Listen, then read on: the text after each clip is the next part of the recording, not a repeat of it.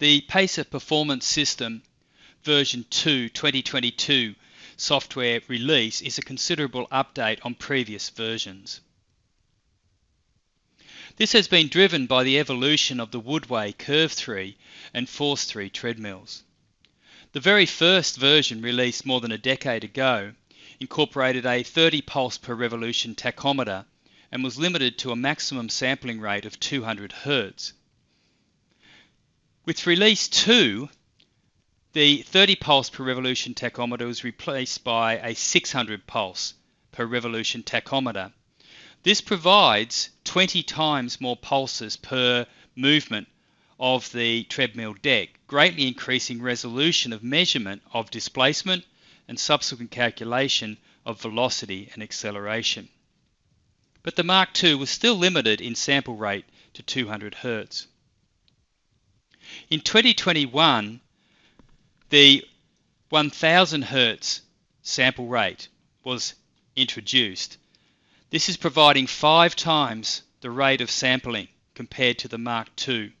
And this is a great improvement in terms of the timing and resolution of measurement for the treadmill.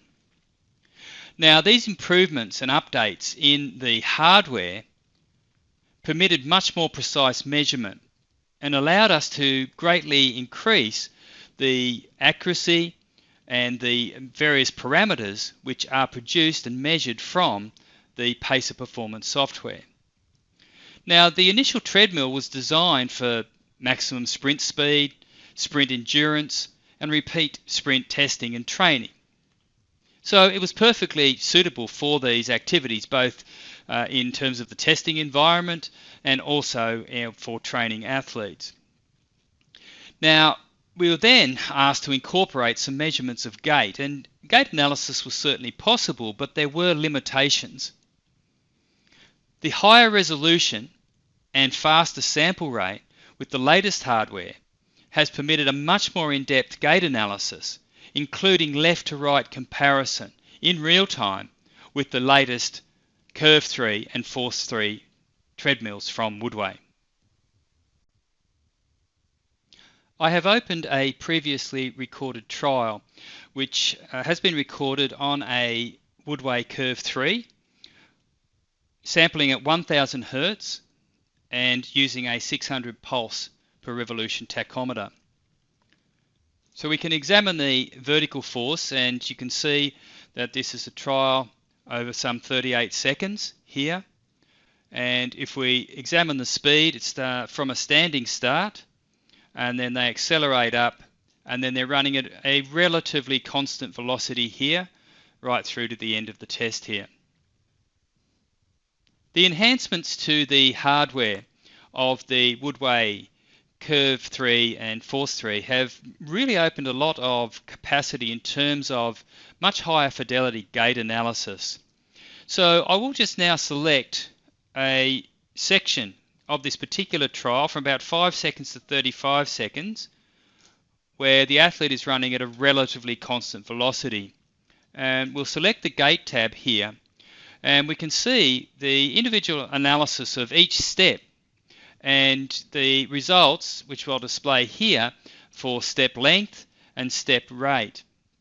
We can also display the contact time and flight time for each individual step as well, and indicate whether it's a left or a right step across all of the steps for that particular section of the run.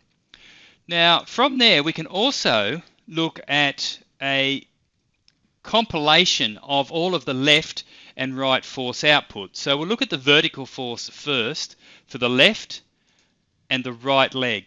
So what we see here is an average across all of the steps within that time period for the left foot strike, you can see here in red, and the right foot in green. And we see that there is a difference here where the right leg appears to be resulting in much less vertical force. We can also look at the horizontal force for the left and the right, and we can see here again that the force on the right side is actually lower.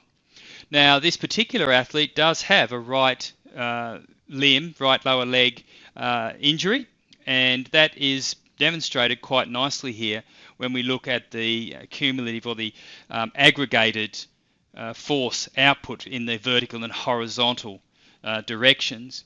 If we then move to the report and we build that report, we can see, looking at the gait parameters here, total number of steps that the system has identified is 88, 44 on the left and 44 on the right.